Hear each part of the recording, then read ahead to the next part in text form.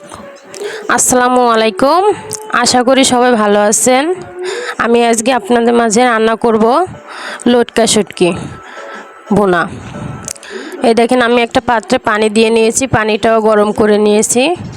তারপর আমি শুটকিগুলা ছোট ছোট করে কেটে নিয়েছিলাম। শুটকিগুলো আমি দিয়ে দিয়েছি পানির মধ্যে। গরম পানি দিয়ে শুটকিগুলা ভালোভাবে একটু ফুটাবো পানিটা, তাহলে শুটকিগুলোর ভিতরে ময়লা থাকে, অনেক সময় বালু থাকে, বালুগুলা বের হয়ে যায়। এখন আমি কড়াই দিয়ে দিলাম চুলাতে দিয়ে কড়াইটা আমি গরম করে নিলাম। এখন আমি দিয়ে দিব পরিমাণ মতো সয়াবিন তেল। যে যতটুকু খায় ততটুকু দেওয়া উত্তম। তেলটা দেওয়া হয়ে গেছে, এখন তেলটা গরম হয়ে গেছে। এখন আমি দিয়ে দিচ্ছি পেঁয়াজ বাটা। দেখেন আমার তেলটা একটু বেশি গরম হয়েছিল, যার কারণে পেঁয়াজ বাটাটা দেওয়ার সাথে সাথে দেখেন চারপাশ দিয়ে পেঁয়াজটা একটু বেশি লাল হয়ে গেছে। কিন্তু তেলটা আরেকটু গরমটা কম করে নিলেই ভালো হতো। এখন হয়ে গেছে, কি করব, এখন আমি আদা বাটা, রসুন বাটা, জিরা বাটা সব কিছু দিয়ে দিচ্ছি। আমি পেঁয়াজটাও কিন্তু বেটে নিয়েছিলাম। সব কিছু আমি বাটা মশলা ব্যবহার করতেছি। এখন যেহেতু তেলটা বেশি গরম হয়েছিল, আমার মশলাটা বেশি সময় ধরে ভাজা লাগবে না। দেখেন পেঁয়াজটা অলরেডি লাল হয়ে গেছে।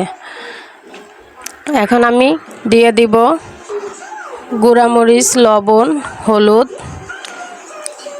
দিয়ে দেব। গুঁড়ামরিচটা দিলে কালারটা সুন্দর আসে, আরও শুটকি ভুনা, যেহেতু ভুনা ভুনা করব তাহলে লালচে ভাবটা আসবে ভুনা করার পর, এই জন্য আমি গুঁড়ামরিচটা দিলাম। গুঁড়ামরিচটা দিয়ে এখন আমি একটু নেড়ে চেড়ে দিচ্ছি। দিয়ে এখন আমার তেল একটু কম হয়েছিল দেওয়া, এই জন্য আমি আরেকটু তেল দিয়ে দিলাম।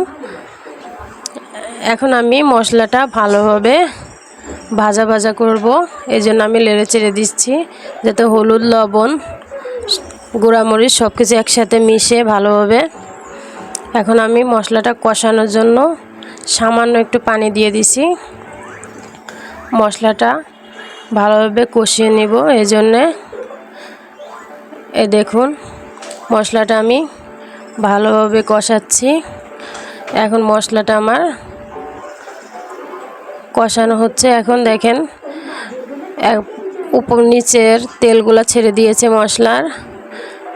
এখন আমি দিয়ে দিচ্ছি শুটকিগুলো আমি গরম পানি থেকে নামিয়ে ভালো করে ধুয়ে পরিষ্কার করে নিয়েছি।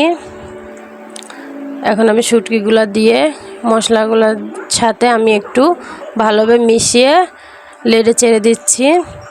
এখন আমি দিয়ে দিব কাঁচামরিচ আমি আগে থেকেই ছোট ছোট করে টুকরা টুকরা করে কেটে রেখেছিলাম।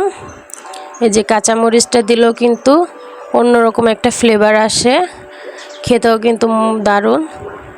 এই জন্য আমি কাঁচামরিচটাও আমি দিয়ে দিচ্ছি অল্প।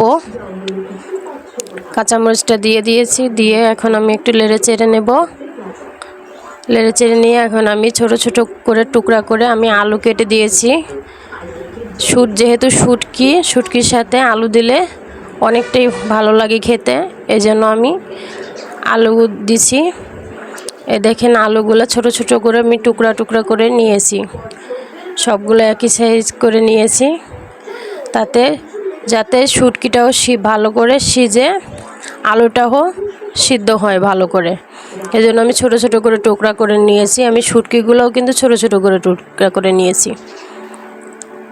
এখন আমি আলুটা আর শুটকিটা ভালোভাবেই মশলার সাথে ভেজে নিয়েছি। এখন আমি দিয়ে দিব পরিমাণ মতো পানি দিয়ে দিব। শুটকিটা আমি আগে ভেজে নেইনি, মশলার সাথেই যতটুকুই ভাজার আমি ভেজে নিয়েছি মশলার সাথেই, এই জন্য আর আমি ভাজিনি। ভাজলে শুটকিটা আরও শক্ত হয়ে যেত, এই জন্য আমি পরিমাণ মতো পানি দিচ্ছি। পানি দেওয়ার পরে দেখেন যে আমার পানিটা শুকিয়ে গিয়েছে। রান্নাটাও আমার শেষ হয়ে গিয়েছে, তো আমি নামিয়ে নিব। আর রান্নাটা যদি ভালো লেগে থাকে তাহলে অবশ্যই চ্যানেলটি সাবস্ক্রাইব করবেন।